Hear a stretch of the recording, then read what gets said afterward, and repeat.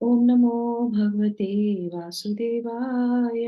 ओम नमो भगवते वासुदेवाय। ओम नमो भगवते वासुदेवाय। ओम अज्ञानतिमिरान्धस्य ज्ञानाञ्जनशलाकया चक्षुरुन्मीलितं येन तस्मै श्रीगुरुवे नमः।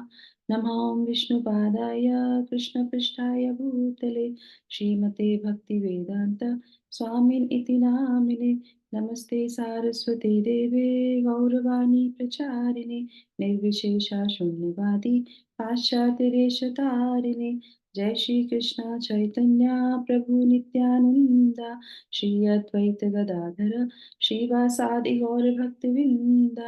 हरे कृष्णा कृष्णा कृष्णा हरे हरे हरे रामा राम राम हरे हरे। जगत गुरु शिला प्रभुपाद की जय। भगवत वाणी भगवत गीता जी की जय। गुरु महाराज की जय। करोति वाचालं वंदे श्री गुरुदेवतानं परमानंदं। श्री चैतन्य ईश्वर हरि ओम तत्सत। हरे कृष्णा हरे कृष्णा। तो एक बार पुनः आप सब लोग का बहुत बहुत अभिनंदन, बहुत बहुत स्वागत आज के सत्र में। और बहुत ही असीम कृपा है भगवान की हम लोग के ऊपर कि हम सब लोग ने मिल के एक साथ जो है भगवत गीता के जो मिडिल पार्ट है, जो मध्य का पार्ट है, जो बहुत इम्पोर्टेंट पार्ट है भगवत गीता का, भक्ति योग, है ना। तो उसके अंतर्गत हम लोग जो है 9वें अध्याय को पूर्ण करने जा रहे हैं। तो कल हमारी पूर्ण आहुति होगी इस अध्याय की। और बहुत सुंदर तरीके से ये जो लास्ट का सेक्शन है वो इतना सुंदर है कि एक एक श्लोक, एक एक शब्द हमारे लिए बहुत बहुत सारी शिक्षाएं लेके आता है। तो हम यही प्रार्थना करते हैं कि ये हमारे जीवन में उतरे और हम इसको फलीभूत कर सके। इन केन प्रकारेण कैसे भी जो है अपने मन बुद्धि और वाणी से, जैसे कि आज शिक्षा में भी शिला प्रभुपाद बोल रहे थे कि जो है आप सब मेरे अंग हैं। तो कौन उनके अंग है? उनके भक्त जो है, उनके डिसाइपल्स उनके अंग हैं। तो हम जो अपने गुरु को प्रसन्न करते हैं तो हम शिला प्रभुपाद के अंगों को जो है क्या करते हैं? प्रसन्न करते हैं, उनको फलीभूत करते हैं, पुष्ट करते हैं, है ना। तो उनकी कृपा हम पे बनी रहती है। तो चलिए शुरुआत करते हैं आज के श्लोक की। बहुत सुंदर श्लोक है आज का भी हमारा। तो जो भी वॉलंटियर करना चाहेंगे माता जी तो माइक खोल लीजिएगा। श्लोक संख्या 33। किम पुनर्ब्रह्मणा पुण्य किं पुनः ब्रह्मणा पुण्या भक्ता राजऋषयस्तथा भक्ता राजऋषया तथा अनित्यं सुखं लोकम् आनित्यं सुखं लोकम् इमं प्राप्य भजस्व माम्। इमं प्राप्य भजस्माम्। हरे कृष्ण। थैंक यू माता जी। तो यहाँ पे भगवान क्या बोल रहे हैं? फिर धर्मात्मा ब्राह्मणों, भक्तों तथा राज ऋषियों के लिए तो कहना ही क्या, अथा इस क्षणिक दुखमय संसार में आ जाने पर मेरी प्रेमा भक्ति में अपने आप को लगाओ। तो यहाँ पे भगवान ये क्यों बोल रहे हैं? फिर शब्द उन्होंने यहाँ पे लिया है ना, मतलब पुनः। तो क्यों बोल रहे हैं यहाँ पे? क्योंकि पिछले श्लोक में वो क्या था? पिछले श्लोक में जब भगवान कहते हैं यहाँ पे कि जो है जो भी मेरी शरण ग्रहण करता है उनका मैं उद्धार करता हूँ, और जो निम्न है उनका भी, है ना। तो साधु जो आते हैं मेरी भक्ति में दृढ़ संकल्पित होकर लगे रहते हैं, वो साधु उनको समझना चाहिए। और वो बहुत जल्दी है क्षिप्रम भवति धर्मात्मा, वो धर्मात्मा बन जाते हैं। फिर उसके बाद कहते हैं कि और वो ही नहीं, जो छोटे से जो पाप योनियों में है, तो उसमें हमने कल जाना था कि कौन कौन सी पाप योनियां हैं। तो वो भी जो है उनका भी उद्धार कर देते हैं। तो फिर अर्जुन के मन में आता है कि भाई ये बताइए कि जब लोअर कास्ट वाले, जैसे हम लोगों ने कल देखा था, कोबलर जो है चला जाता है भगवान के धाम, तो फिर ब्राह्मण का क्या फायदा हुआ? उसका क्या उद्देश्य रह गया? वो इतनी भक्ति कर रहा है, ब्राह्मण है, इतनी पूजा पाठ कर रहे हैं, छोटे छोटे से भी चले जाते हैं, तो ब्राह्मण बनने की क्या जरूरत है? ये फिर बड़ी योनियों की क्या बात है? तो भगवान कहते हैं कि वो जब चले जाते हैं तो तुम्हारा तो कहना ही क्या। समझ में आया? जो भाव है भगवान का, वो क्या बोल रहे? तुम्हारा तो कहना ही क्या। तो कभी कभी होता है ना कि अरे इसको भी है वैसे भी है, तो माँ बाप क्या कहते हैं? अरे वो सब तो है ही अच्छे, पर तुम तो सबसे अच्छे हो ना, क्योंकि तुम तो शुरू से लगे हुए हो, तो आप तो अतिशय प्रिय है। तो यहाँ पे भगवान कह रहे हैं कि वो जो ब्राह्मण है, धर्मात्मा जो ब्राह्मण होते हैं, और वो भी ब्राह्मण वो नहीं जो कर्म कांड में लगे रहते हैं। धर्मात्मा जो ब्राह्मण हैं, जो पुण्य कर्म करते हैं, जो भगवान की भक्ति करते हैं, भगवान को यथारूप समझते हैं, वो ब्राह्मण भक्तों, जो उनके भक्त हैं वो, और उसके साथ साथ कौन, राज ऋषि, उनके लिए तो कहना ही गया है, वो तो मेरे अति से प्रिय, क्यों, क्योंकि वो अपना पूरा जीवन जो है देते हैं, समाज को देते हैं और दूसरों के लिए देते हैं, है ना, भगवान के लिए अपना पूरा जीवन देते हैं, तो उनका तो कहना ही क्या है कि उनके जीवन में और कोई लक्ष्य ही नहीं है उनका। तो इसलिए फिर वो जो उनके लिए कहते हैं, अथा इस क्षणिक दुखमय संसार में आ जाने पर मेरी प्रेमा भक्ति में अपने आप को लगाओ। तो हमारे लिए लास्ट में, लास्ट वाली लाइन में, मतलब दूसरी लाइन में वो कह रहे हैं कि मेरी प्रेमा भक्ति में लगो। तो ये यहाँ पे भगवान का इंस्ट्रक्शन भी हमारे लिए है। चाहे तुम ब्राह्मण हो, क्षत्रिय हो, राजऋषि हो, भक्त हो, शूद्र हो, स्त्री हो, पुरुष हो, कोई भी हो, क्या करना है, भगवान की भक्ति में लगना है। चलिए अब हम पढ़ते हैं तात्पर्य। यस माता जी, नंदिनी माता जी आप खोल लीजिए, आप पढ़िए। तात्पर्य गुरुपाद की जय। हरे कृष्णा। इस संसार में कई श्रेणियों के लोग हैं, किंतु तो भी यह संसार किसी के लिए सुख में स्थान नहीं है।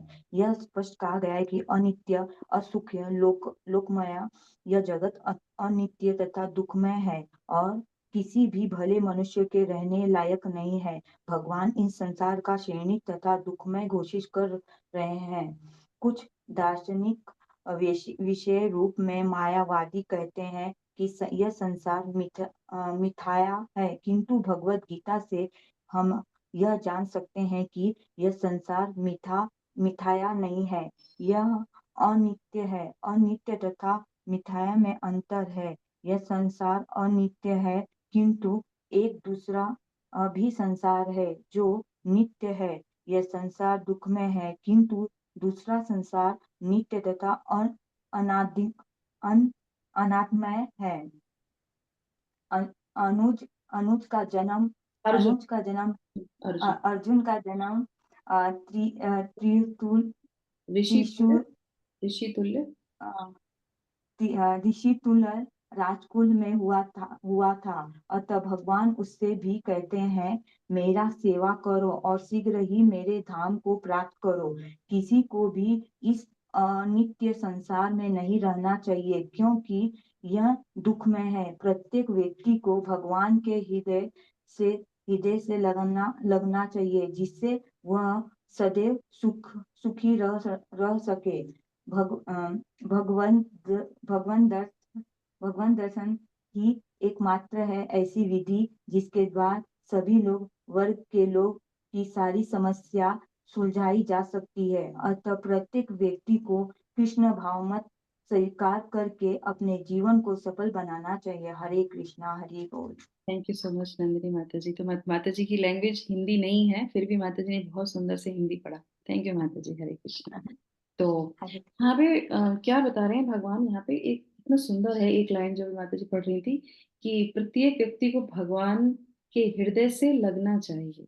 तो हमें कैसे भगवान के हृदय से लगेंगे, है ना, तो कल सुनेंगे ये वाली जो बात है, ये कल के श्लोक में भगवान बताएंगे। तो ये यहीं पे इसको छोड़ेंगे, पर आगे हम देखेंगे यहाँ पे कि कौन कौन सी चीजें यहाँ पे हमें, हमारे लिए जो है लर्निंग के लिए बहुत अच्छी चीज है हमारे लिए यहाँ पे। तो सबसे पहले तो हम इस बात पे चर्चा करते हैं यहाँ पे कि किस तरीके से जो है भगवान सारी योनियों को क्या करते हैं, उद्धार करते हैं। जो भी भगवान की शरण में आता है और किसी भी स्थान का हो, किसी भी देश का हो, किसी भी रूप का हो, किसी भी जाति का हो, उससे कोई फर्क नहीं पड़ता अगर वो भगवान का नाम लेता है।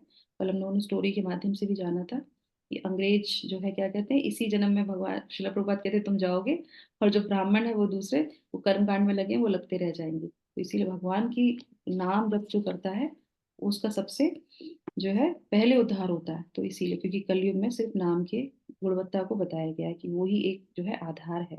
ठीक है, तो अब यहाँ पे आते हैं, दो शब्द आ रहे हैं यहाँ पे, कौन कौन से, राज ऋषि, है ना।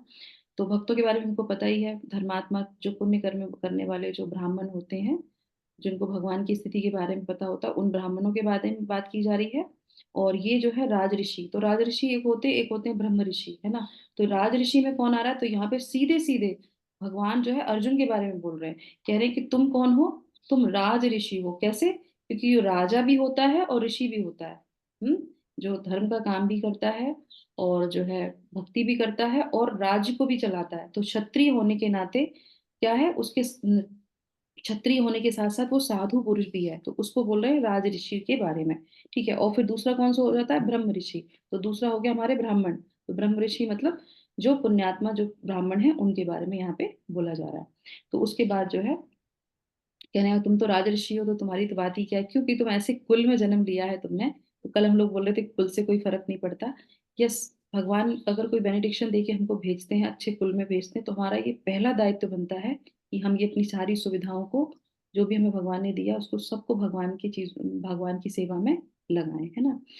अब आ जाते हैं यहाँ पे, जैसे श्रीला प्रभुपाद यहाँ पे अर्जुन से बोल रहे, अर्जुन के लिए बोल रहे, अर्जुन का जन्म ऋषि तुल्य राजकुल में हुआ था, अतः भगवान उनसे उससे भी कहते हैं कि मेरी सेवा करो और शीघ्र ही मेरे धाम को प्राप्त हो जाओ। ठीक है, तो अब यहाँ पे कल हम लोगों ने स्टोरी सुनी थी, आज भी हम एक स्टोरी लेते हैं, उसके बाद फिर आपके साथ एक जो है रैपिड फायर राउंड खेलेंगे। चलेंगे, फिर खेलेंगे आप लोग हमारे साथ।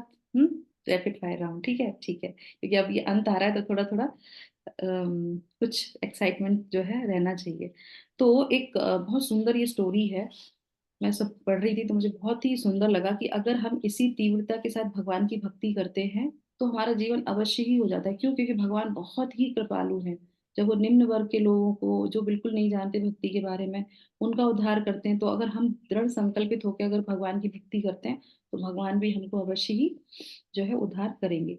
तो ये जो स्टोरी है, ये जो है एक ऐसे ब्राह्मण की स्टोरी है जो रामनगर के गांव, रामनगर एक जगह है, उसके पास जो नगर है उसके पास एक गांव होता है छोटा सा, उसमें उसका जन्म हुआ था। और ये बहुत ही श्रेष्ठ ब्राह्मण कुल में इसका जन्म हुआ। और वो नैष्टिक ब्राह्मण था। नैष्टिक ब्राह्मण का मतलब समझते हैं आप लोग? नैष्टिक ब्राह्मण मायापुर में जो भगवान नरसिंह देव हैं, उनकी पूजा सिर्फ नैष्टिक ब्राह्मण ही कर सकता है। आप जानते हैं नैष्टिक ब्राह्मण का मतलब क्या होता है? हरे कृष्णा, कौन बताएगा जल्दी जल्दी? हम्म माता जी जो गृहस्थ जीवन से दूर रहते हैं। हम्म हाँ, गृहस्थ जीवन तो ब्राह्मण ही है, सॉरी, ये ब्रह्मचर्य का जो शुरू से उन्होंने पालन किया, है ना। जैसे सही कहा माता जी ने, गृहस्थ आश्रम से तो वो शुरू से टच ही नहीं किया उन्होंने कभी गृहस्थ आश्रम। उनके अंदर कोई इंद्रियां उनकी ऐसी हुई नहीं कि वो गृहस्थ में जाएं, या किसी से इंद्र तृप्ति करने का भाव ही उनके अंदर नहीं। उसको बोलते हैं नैष्टिक ब्राह्मण, एकदम शुरू से दृढ़ संकल्पित होके। तो बचपन से ही उनके अंदर विरक्ति थी और ब्रह्मचर्य था, वो सब चीजें। तो नैष्टिक ब्राह्मण, तो इसीलिए हमारे जो मायापुर के नरसिंह देव है उसमें कोई भी साधारण व्यक्ति कोई भी जो है पूजा नहीं कर सकता, नैष्टिक ब्राह्मण ही जाके पूजा कर सकते हैं, गृहस्थ तो बिल्कुल अलाउ ही नहीं है वहाँ पे। तो इस तरीके से जो है वो रहता था वहां पे, और शुरू से उसका नियम था भगवान की सेवा करना। पर वो जो है किसका जो था भक्त था, वो सीताराम जी का भक्त था। वो राम जी को बहुत पूजता था, राम और सीता जी का हमेशा वो करता था। तो उसकी दिनचर्या कैसी थी, वो अपना सुबह 3 बजे उठ जाता था, और इसी तरीके से उसने अपने जीवन को आगे बढ़ाया था। तो 3 बजे उठना, 3 बजे उठने के बाद 2 घंटे जो है भगवान के ध्यान में रहता था, वो भगवान को स्मरण करता था। 2 घंटे करने के बाद उसके बाद फिर उठता था 5 बजे। उठने के बाद फिर अपना नित्य कर्म करके और फिर अपनी साधना में लगता था, है ना, भगवान की डीटी वर्शिप करना, अपनी जो है जपा करना। तो ये जो है नियम जो कलयुग में बताया गया, उसके तरीके से वो अपनी साधना करता था। और उसके बाद फिर जो है वो करके फिर वो जो अपनी साधना पूरी करता था, वो करते करते 12 बज जाते थे उसको। और 12 बजे के बाद फिर वो उठता था। फिर उठ के क्या करता था, फिर भगवान के लिए भोग बनाता था। भोग भोग बना के भगवान को भोग अर्पित करता था, और उसका जो उच्छिष्ट था, जो प्रसादम था, वो ग्रहण करता था। एक ही टाइम वो भोजन करता था। और उसके बाद फिर अपनी साधना में लग जाता था। फिर अपने नाम जप में लग गया, या जो उसको ग्रंथ पढ़ने थे वो ग्रंथ पढ़ता था। और फिर शाम को जैसे ही सूर्यास्त होने होने वाला होता था, उससे 2 घंटे पहले बाहर निकलता था अपनी कुटिया में से। और माता विरक्त। जी आवाज नहीं आ रही। माता जी आवाज नहीं आ रही। मेरी आवाज सबको नहीं आ रही? किसी को नहीं आ रही? हरे कृष्ण, हरि बोल। माता जी बीच में थोड़ा स्टॉप हो गया विद ओके, हो सकता है कुछ नेट की प्रॉब्लम हो रही हो। तो हाँ, तो अभी आ रही है? हरे कृष्ण, हरे कृष्ण, अभी आ रही है? जी माता जी जी। माता। अगर बीच में रुके तो फिर आप रिकॉर्डिंग देख लेना, रिकॉर्डिंग में आ जाएगी सारी। तो इसमें क्या है कि वो जो है बाहर निकलता है, और निकल के फिर वो क्या करता था, प्रचार करता था, भगवान के नाम का गुणगान करता था, गुणगान करके और वो सारा जो जो उसने पढ़ता था, ग्रंथ पढ़ता था, उसके बारे में, भगवान को बारे में बताता था। और उसके बाद शाम को फिर से अपनी मेडिटेशन में और भगवान के स्मरण में चला जाता। तो इस तरह से वो करता रहता था, करता रहता था। तो एक बार उसके मन में ये विचार आया, ये उसकी साधना रहती थी पूरे दिन की तपस्या। उसके मन में ये विचार आया कि अब जो है नवरात्र ये आने वाले, रामनवमी आने वाली है, तो मुझे जो है अपने जो है रामलला के दर्शन करने हैं, जानकी मैया के दर्शन करने हैं। तो मुझे ना अवध जाना चाहिए, मुझे अवध जाना है, धाम जाने की उसके अंदर तीव्र इच्छा प्रकट होती है। अब वो जाए कैसे, साधन उतना नहीं था उसके पास। तो और वहां से करीब करीब 900 किलोमीटर दूर था अवध, यानी कि अयोध्या। अब वो कैसे सोचे, वो उसके मन में, और वो ऐसे सोचते सोचते उसके दिन आगे बढ़ते जा रहे थे, और बस अब 2 ही दिन बचे थे रामनवमी को। अब वो इतनी तीव्र इच्छा, इतनी तीव्र इच्छा कि कैसे भगवान के दर्शन करें, भगवान के दर्शन करें, रामनवमी आ रही है, रामनवमी आ रही है, अवध में जाना है, धाम पे जाना है। देखिए, जो लोग साधना भी करते, सब कुछ करते, पर उनके अंदर एक डिजायर रहती है धाम को जाने की। ये हमारे आध्यात्म में आगे बढ़ने की निशानी है। अगर किसी को कोई ठीक है, नहीं जाएंगे, हो जाएगा, देखा जाएगा, नहीं, अगर धाम के लिए कोई लालायित रहता है हमेशा, तो ये उसकी साधना का दिखाता है कि हाँ, उसकी वो अच्छी साधना कर रहा है, उसको भगवान से वो कनेक्ट है, वो भगवान के धाम जाना चाहता है, वहां जाके भगवान के दर्शन करना चाहता है। भगवान तो सब जगह है, पर धाम में विशेष कृपा होती है। तो वो कहता था उनका जन्मदिन है, विशेष तिथि है, तो मुझे धाम जाना है, मुझे धाम जाना है, उसके अंदर ये इच्छा तीव्र प्रकट होती है। और जब वो ऐसे होती तो वो थोड़ा सा निराश होकर शाम रात को निकलता है अपनी कुटिया में से, और वहां जो तालाब होता है पास में, वहां जाके बैठ जाता है एक जो है वट वृक्ष के नीचे। और वहां बैठ के जो है बस वही अपने जो है सीताराम का स्मरण करने लगता है, ध्यान करने लगता है, और करते करते करते पूरी रात बीत जाती है। तो पूरी रात बीत जाती, सुबह जब वो आंख खोल के देखता है, तो वो क्या पाता है, वो देखता है कि वो जो है कहाँ है, अवध में ही बैठा है। और अवध में कहाँ, सरयू के तट के पास बैठा है, वहां एक पीपल का पेड़ है, उसके नीचे वहां बैठा था, वट वृक्ष के नीचे और तालाब के पास। यहाँ वो कहाँ, सरयू के पास आ गया, और जो है पीपल का पेड़ है।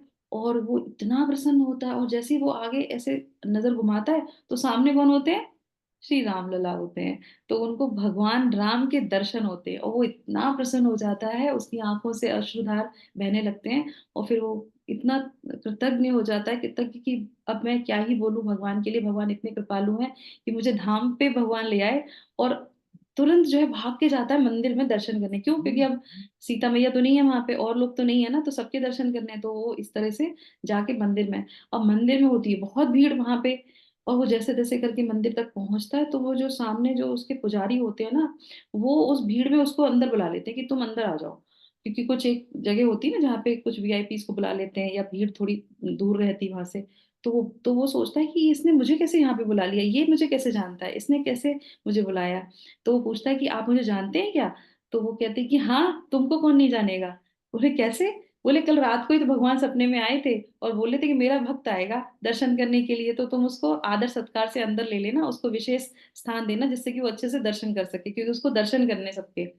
अब तो वो इतना खुश हो जाता है, और उसके करुणा, मतलब उसकी जो है अंदर से भगवान के प्रति भक्ति इतनी उमड़ के आती है, और इतना कृतज्ञ हो जाता है भगवान के प्रति कि भगवान कितने कृपालु हैं, भगवान ने सारी व्यवस्था मेरे लिए कर दी। और फिर वो जोर जोर से नृत्य करता है, गायन करता है, और करते करते करते करते क्या हो जाता है, वहीं पे अपने प्राणों को त्याग देता है। तो आप सोचिए, जब वो पूरे जीवन उसने क्या किया, एक अच्छे से साधना की, हमेशा भगवान की भक्ति में रहा, और उसके मन में लास्ट में इच्छा आई कि धाम पे जाने की। तो ये बात मैंने अपने खुद के जीवन में ये चीज देखी अपनी आंखों से, कि जो पूरे जीवन भगवान का स्मरण करता है, और अंत में अगर उसका मन होता है धाम जाने का, कि धाम में जाऊंगा, तो भगवान उसको अपने धाम पे बुला लेते हैं। तो इसी तरीके से हमें क्या करना चाहिए, हमें भगवान का बहुत अच्छे से चिंतन मनन करना चाहिए, कि हम जो है भगवान की भक्ति में लगे। इसीलिए भगवान कह रहे हैं कि तुम मेरे जो है भक्ति में लगो, मेरे जो है नाम को जपो, मुझे मेरी पूजा करो। तो इस तरीके से ये स्टोरी बहुत सुंदर है, रियल है, और हमारे लिए बहुत प्रेरणादायक भी है। ठीक है, तो अब हम आ जाते हैं आगे, जो है रैपिड फायर राउंड खेल लेते हैं थोड़ा सा, है ना। जो दूसरा श्लोक का अंग है उसको हम ले लेते हैं।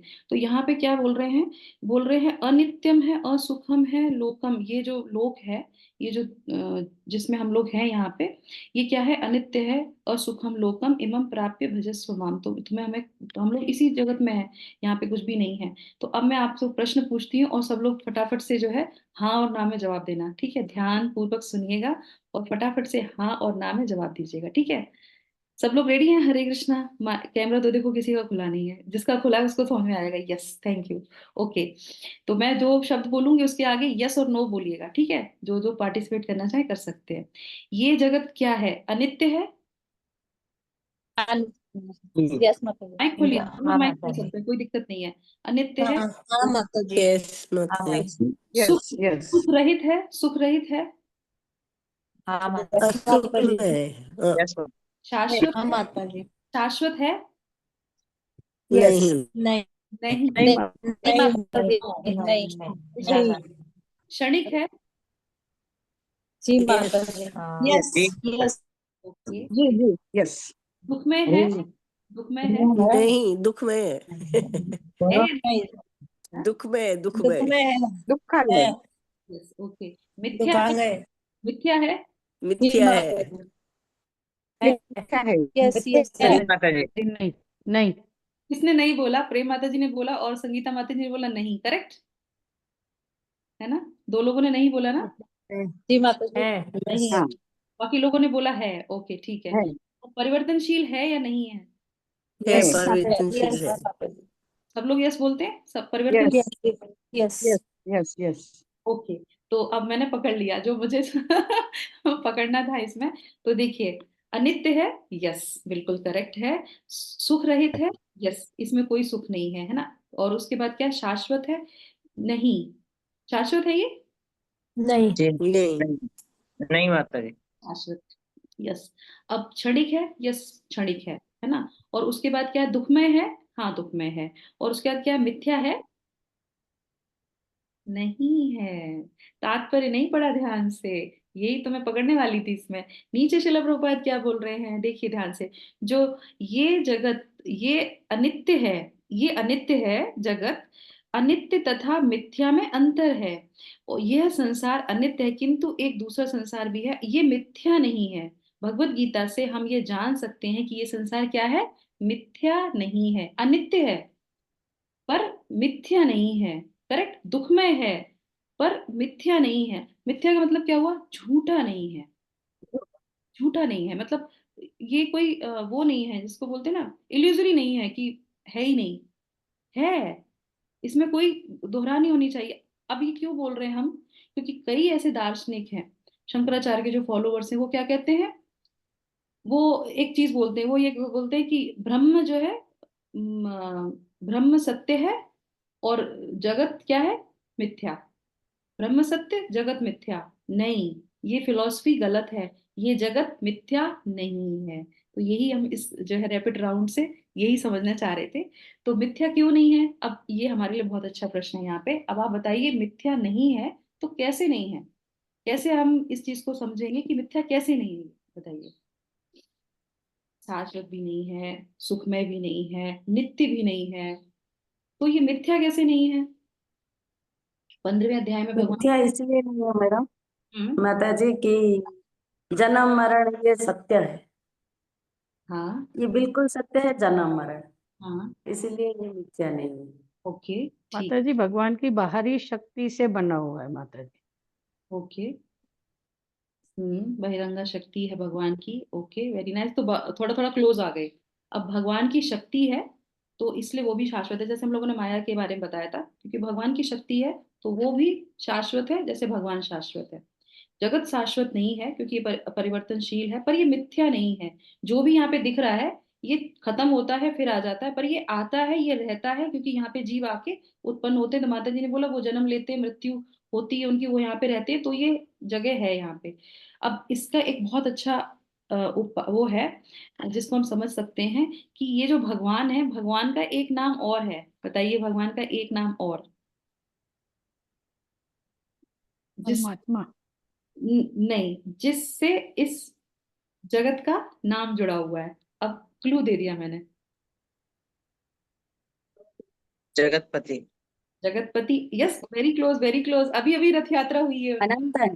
जगन्नाथ जगन्नाथ। जगन्नाथ जगन्नाथ। भगवान की जय। अब जो जय। जगन्नाथ इस जगत में रहते हैं, जो जगत जो जो क्या है, जो सत्य है, भगवान सत्य है कि नहीं है? करेक्ट। जो इस जगत में रहते हैं, हम सबको दर्शन देते हैं, तो क्या वो जगत असत्य हो सकता है? नहीं ना, वो मिथ्या नहीं हो सकता। जब भगवान सत्य है तो ये जगत भी सत्य है, पर क्या है, क्षणिक है। अब ये यहाँ पे बोल रहे हैं कि अगर जो चीज सत्य है, ठीक है, हमने उसको मान लिया कि ये सत्य है क्योंकि ये भगवान की धरोहर है, भगवान ने इसको बनाया है, और भगवान स्वयं यहाँ पे आते हैं, लीला करते हैं। और जगन्नाथ तो खुद ही यहाँ पे रहते हैं, है ना, इस जगत में रहते हैं। तो क्या है कि हमें उस जगन्नाथ के चरणों में अपने आप को समर्पण कर देना चाहिए। करेक्ट। तो और हमारे पास और कुछ भी नहीं है इस जगत में, और कुछ भी नहीं है। अगर हम जगत के नाथ को शरण नहीं करते हैं तो फिर इस जगत में रहने का कोई भी औचित्य नहीं, क्योंकि इसमें और कुछ है ही नहीं। तो इस किस तरीके से, तो इस तरीके से हम इसको बहुत अच्छी तरीके से समझेंगे कि अगर हम भगवान को, इस जगत के मालिक को अगर हम सरेंडर नहीं करते तो फिर हमारे जगत में रहने का क्या मतलब हुआ। करेक्ट।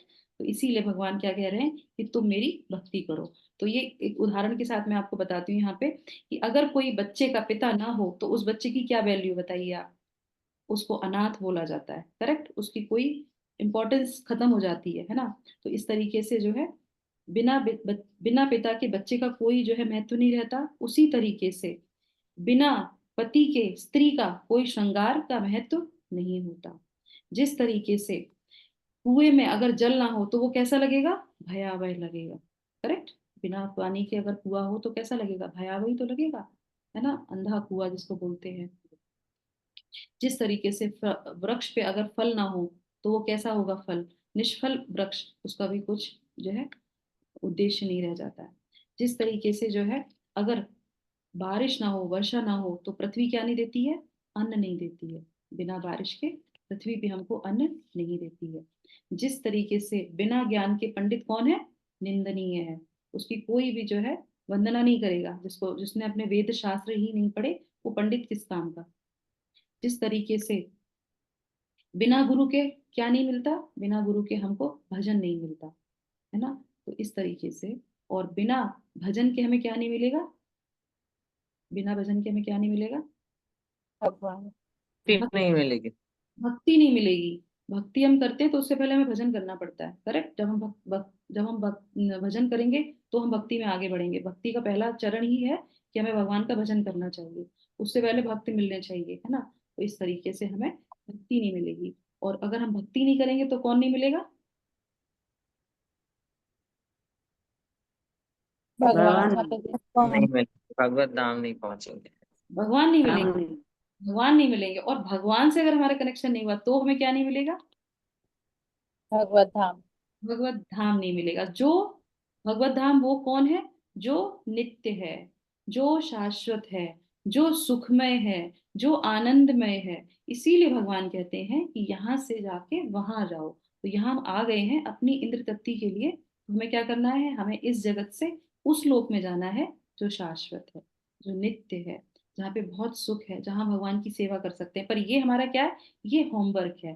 तो यहाँ पे हम होमवर्क करने के लिए आए हैं जो हम लोगों ने छोड़ दिया था। तो हमारा होमवर्क क्या है कि हमको भगवान की सेवा करनी है, भगवान के नाम का जप करना है, भगवान की भक्ति करनी है। जो भगवान बार बार इस चीज को कहते हैं, भजस्व माम, तुम मुझे भजो। तो इस तरीके से इस श्लोक में जो है हमने ये सीखा कि हमको क्या करना चाहिए? नित्य जो है भगवान की सेवा करनी चाहिए। भगवान को जो है, भगवान के नाम का जप करना चाहिए, क्योंकि हम इस धराधाम पे आए हैं। ये हमारे लिए जगत नहीं बना है, ये हमारे भगवान की करुणा है कि भगवान जो है, और फिर भी ये इतना अच्छा है कि यहाँ पे सारे ऋषि मुनियों ने तप तपस्या करके जो है भगवत धाम को प्राप्त किया। किसी और लोक में ये सुविधा उपलब्ध नहीं है। तो इसीलिए बहुत, और ये योनि जो हमें मिली है, जैसे भगवान ने बोला कि जो उच्च ब्राह्मण होते हैं, जो राज ऋषि होते हैं, जो भक्त होते हैं, वो भगवान को बहुत प्रिय होते हैं। वो तो तुरंत जा सकते हैं। तो हमारे लिए कितनी अच्छी बात है, भगवान ने हमें सारी सुविधा भी दी है, एक अच्छी योनि भी दी है, सब कुछ हमें दिया है, गुरु भी दिए, सब कुछ हमें, सब कुछ मिल रहा है। फिर क्या ऐसी परेशानी है जो हम नहीं जा पा रहे, नहीं कर पा रहे? तो क्यों? क्योंकि हम अपनी साधना अच्छे से नहीं कर रहे हैं। साधना के साथ साथ फिर हम जो है अपराध करने लगते हैं। अपराध में जो है अपना भजन कर रहे हैं, इस वजह से हम हमारे अंदर तीव्र उत्कंठा नहीं हो रही है कि हम भगवान के धाम, अरे भगवान के धाम तो छोड़ दो, हम अपने नॉर्मल धामों जाने के लिए हमारे अंदर उत्कंठा नहीं होती है।